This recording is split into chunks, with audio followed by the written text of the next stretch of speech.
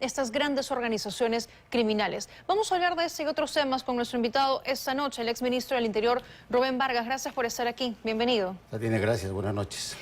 Como exministro del Interior, en primer lugar, ¿qué piensa de este sujeto? ¿Por qué hasta el día de hoy alguien como el monstruo no puede ser capturado? Bueno, este es un claro ejemplo, o uno de los tantos ejemplos en realidad, de cómo una estructura criminal va creciendo como consecuencia de la inacción de las autoridades, como consecuencia de una falta de una estrategia clara de parte del gobierno. Alias el Monstruo comenzó como todo delincuente cometiendo hurto agravado, robo agravado, y luego fue escalando a la microcomercialización de drogas, ha ido escalando al secuestro y ahora podríamos decir que es el que controla territorialmente toda la zona norte de Lima. Todo el llamado cono norte de Lima es controlado por una estructura criminal muy bien montada que, insisto, controla territorialmente, y gracias a ese control territorial es que puede involucrarse, por ejemplo, en las extorsiones masivas, no solamente a uno o dos empresarios, sino a toda la cadena de buses de vehículos de transporte público, y a todos los comercios ambulantes y formales, informales, etcétera, que están en ese territorio que él controla. Entonces estamos ahora frente a una estructura en el que está poniendo en jaque, está poniendo en entredicho a la autoridad. Él es, alias el Monstruo, el que está poniendo las reglas de juego en una parte de Lima, y él es el que ahora dice: si quieren seguir trabajando, tienen que pagarme. Si quieren seguir viviendo, tienen que pagarme. Ya. Entonces la pregunta inevitable es, entonces, ¿para qué existe la autoridad? Entonces ese es un serio problema de lo que está ocurriendo en el cono norte, como en muchos otros lugares de la capital. A ver, pero la policía, cuando quiere, hace muy buenos operativos y logra capturar a delincuentes. Y no entiendo por qué hasta el día de hoy no capturan a ese delincuente. ¿Tanto poder tiene? Mira, una de las cosas que tenemos que señalar como características de esta criminalidad organizada, que se involucran precisamente en las economías ilegales, es que tienen un poder corruptor bastante grande. Eso es por un lado. Y por otro lado, insisto, que también es consecuencia de tener a un gobierno a la deriva en materia de seguridad ciudadana.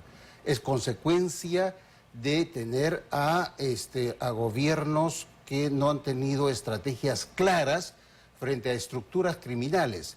Se han reducido a algunas acciones tácticas, a algunos golpes tácticos operativos, es decir, a capturar a uno o dos personajes de esas estructuras criminales, pero no se ha tenido la estrategia de perseguir, de develar estructuras criminales y capturar a toda la organización, que es como corresponde tendría que responder a estas organizaciones, ¿no? Entonces, ahora, si vemos a alias el Monstruo, más lo que están haciendo el Tren de Aragua y otras organizaciones en otras zonas de la capital, en las afueras de la capital, entonces sin duda que estamos sometidos a las leyes del AMPA. Muy, muy peligroso, sin duda, el contexto, y como bien dice, no vemos un accionar, algo que el Estado esté sacando adelante, un plan en materia de seguridad para enfrentarse. La sensación en las calles es de terror. Vamos a otro delincuente que tampoco está siendo buscado, es Vladimir Cerrón. 9 veces se le ha intentado capturar, 9 operativos en casi 10 meses. Insisto, la policía en sí misma, cuando quiere, logra sus objetivos. ¿Qué está pasando aquí?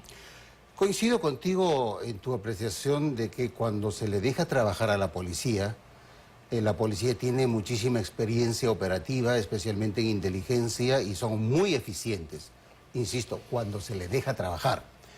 Pero la información que estamos viendo ahora respecto al señor Vladimir Cerrón es que, además, dicho por el excomandante general de la policía y por el exdirector de la DINI, de la Dirección de Inteligencia Nacional, es que estaría recibiendo ayuda literalmente, de las altas esferas del gobierno. Entonces, obviamente que esa ayuda de las altas esferas hace que aborten, hace que se trunquen estas operaciones.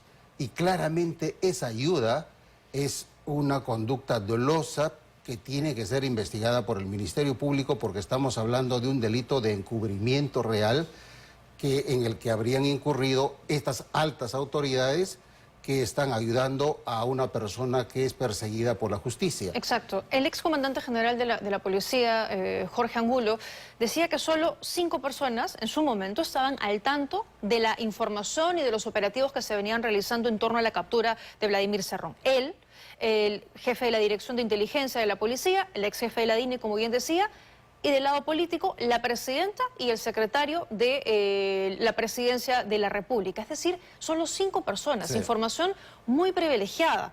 Y que la presidenta además tenía un inusual interés en saber los movimientos y todos los operativos. ¿Usualmente es así? ¿Los presidentes piden tanta información en particular sobre un caso? No, eso es absolutamente irregular.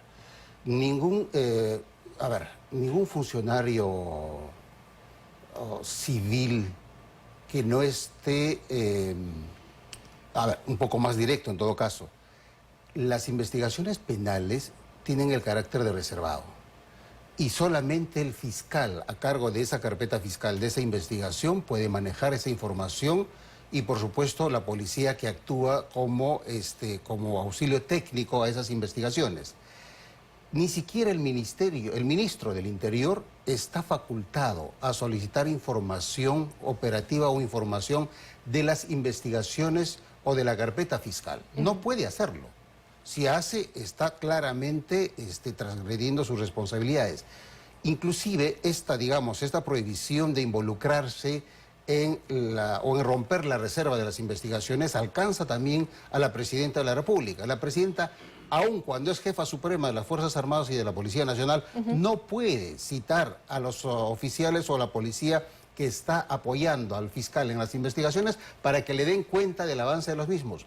Eso es absolutamente ilegal. No puede, no tiene esa atribución. Y lo que debió haber hecho la policía o los policías que han sido citados por el ministro o por la presidenta de la República es hacer exactamente lo que hizo en su momento el jefe de la DIVIAC, el coronel Franco Moreno, en el que dio cuenta con un informe a la fiscal que está viendo el caso por el que preguntó la presidenta en su momento, que eran los Guayquis en la sombra, y esa intromisión queda anotada en la carpeta fiscal para que se realicen las investigaciones, por ejemplo, por obstrucción a la Administración de Justicia. En conclusión, la presidenta no puede, no debe involucrarse en solicitar información de carácter reservado que es consecuencia de las investigaciones de naturaleza penal. Y el comandante Angulo en su momento pudo haberse negado explícitamente a darle esta información. No sé si entregó información operativa, pero en todo caso si hizo en esos términos, si dio información en esos términos, entonces sin duda que debió haber dado cuenta a la Fiscalía. Pero... Porque al parecer pedía detalles, según lo que ha dicho el comandante Angulo, pedía detalles y de manera reiterativa quería saber la información sobre cómo iban los operativos. ¿Cómo de otra manera se explicaría que cada vez que la policía tenía información tan certera sobre el paradero de Vladimir Cerrón y ya estaban a punto de capturarlo, simplemente no estaba? Tatiana, lo que yo creo es que ese testimonio muy importante que dio el comandante general o el ex comandante general tiene que darla en sede fiscal, es decir, el fiscal de la Nación, que es el que tiene la competencia para investigar a los funcionarios que tienen la protección constitucional, a los aforados, para que ese testimonio forme parte de una investigación. Porque desde mi punto de vista han cometido delito, eso se llama encubrimiento real. Y creo que se necesita que se investiguen, porque no es posible que, de acuerdo al testimonio, insisto, del ex comandante general, que la presidenta de la República y su secretario general estén ayudando a un sentenciado, porque es eso, un sentenciado por un delito de corrupción y que no quiere ponerse a derecho.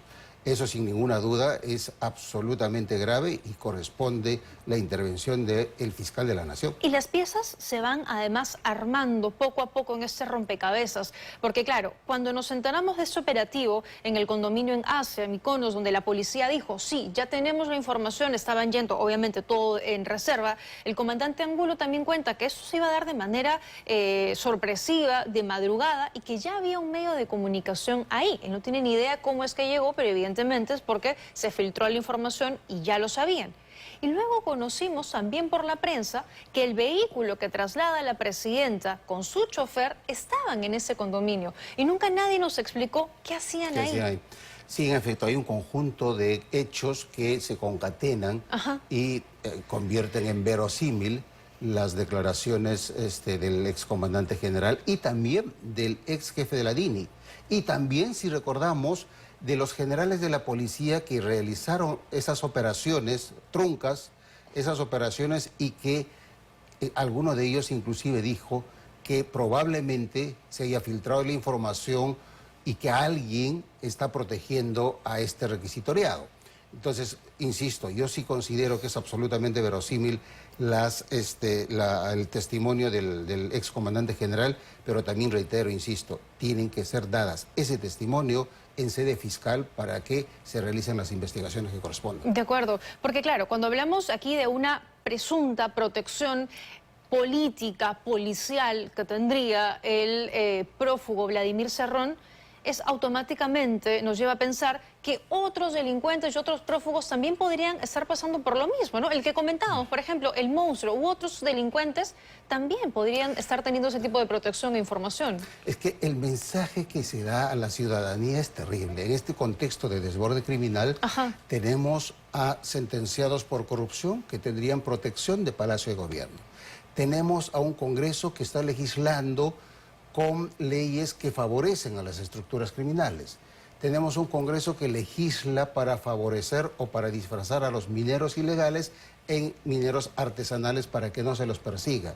Tenemos en realidad a un gobierno, como dije, a la deriva, y todo esto me lleva a la conclusión de que no solamente en términos de crisis política, sino que en materia de seguridad estamos pasando por una de las mayores crisis de inseguridad de toda nuestra historia republicana. Claro. No, y además que Cerrón, según ha trascendido también, tendría protección, un círculo inicial de protección de inteligencia cubana, que también lo está ayudando a protegerse, lo está ayudando a escaparse y a cubrirse, y un segundo anillo de seguridad proporcionado por, o que respondería en todo caso a congresistas de la República comprometidos con este respaldo a Vladimir Cerrón, o sea que tiene o tendría más seguridad incluso que la presidenta. Mira, la intervención de agentes o de agencias de inteligencia extranjera para proteger a Cerrón, eso sí sería un serio problema de seguridad nacional. Yo quiero pensar que eso es solamente especulación, mientras no tengamos algún indicio un poco más, más cercano. Pero si eso estuviese pasando, sin duda que sería un serio cuestionamiento a la seguridad nacional, y si además, si eso estuviese ocurriendo, estaría comprometida la presidenta de la República, entonces la verdad que sería un drama nacional. Un problema más serio. Muchísimo más serio. Pero quiero pensar que esto básicamente es una especulación. Lo concreto es que el señor Cerrón está libre, que se burla en las redes sociales de las autoridades. Las amenaza también. Y los amenaza, se burla, se mofa, etcétera. Y por supuesto que eso irrita a la población respecto a que cómo es que un sentenciado por corrupción puede estar poniendo, digamos, en el ridículo a las autoridades y la justicia tenga parámetros distintos para los políticos y para los ciudadanos de a pie. Entonces, pero para hacer todo eso, Cerrón, para escaparse, para burlarse, para mofarse de las autoridades policiales, es porque se sabe protegido, porque se sabe que no lo van a capturar, porque tiene un poder que alguien se lo tiene que estar otorgando para expresarse de esa manera, ¿no le parece? No, totalmente de acuerdo. Mira, a ver, el mensaje que estamos recibiendo de parte del gobierno es que, uno, a los policías que investigan a los políticos corruptos, los persiguen, los sancionan, los someten a procesos en inspectoría. Hemos visto lo que ha pasado con el coronel Colchado y con otros oficiales de la DIVIAC. Hemos visto lo que ha pasado con la DIVIAC, que formó parte de las investigaciones, por ejemplo, a Guayquis en la sombra, los asesores en la sombra, y, digamos, a estructuras criminales que se han formado desde los círculos de poder, ¿no? A todos ellos, este gobierno, con este ministro del Interior, los han perseguido, los han hostigado y los están castigando. Entonces, ese es el mensaje. Si el policía se atreve a investigar a políticos por corrupción, terminan sancionados, terminan castigados. Y los políticos corruptos que están sentenciados y con órdenes de captura son protegidos. es parte de nuestro drama. Entonces, ¿usted cree que con todo lo que conocemos hasta el día de hoy, la policía va a poder capturar a Vladimir Cerrón o habrá que esperar que Dina Boluarte deje el poder recién para verlo tras las rejas? Yo tengo serias dudas de que se le capture con el actual gobierno y con el actual ministro. Claramente, por lo que ha dicho el excomandante general de la policía, en efecto, tiene la protección de algún sector del gobierno. ¿Tanto poder tiene? Eso es parte del drama en el que estamos. Muy, muy complicado, entonces. Tiene para largo, ¿no? Y sobre todo porque el ministro del Interior también da declaraciones que caen en saco roto cuando acusa al Poder Judicial de demorarse con otorgar o facilitar los allanamientos y luego hemos conocido que eso no era El cierto. ministro del Interior actual tiene una gran facilidad para la mentira y la verdad que eso ya es patológico, sin mayor comentario. Muy bien. Gracias, señor Vargas, por habernos acompañado esta noche. Encantado. Muy gentil por haber estado aquí. Complicada la situación, sin duda, pero claro, nos estamos basando en los hechos, en las declaraciones de personas que han estado adentro buscando a Vladimir Cerrón, que ya tenían todo para capturarlo y a la hora de la hora se daban cuenta con que él ya estaba fugado y que habría recibido información privilegiada que le permitía poder salir de su escondite antes de que llegue la policía.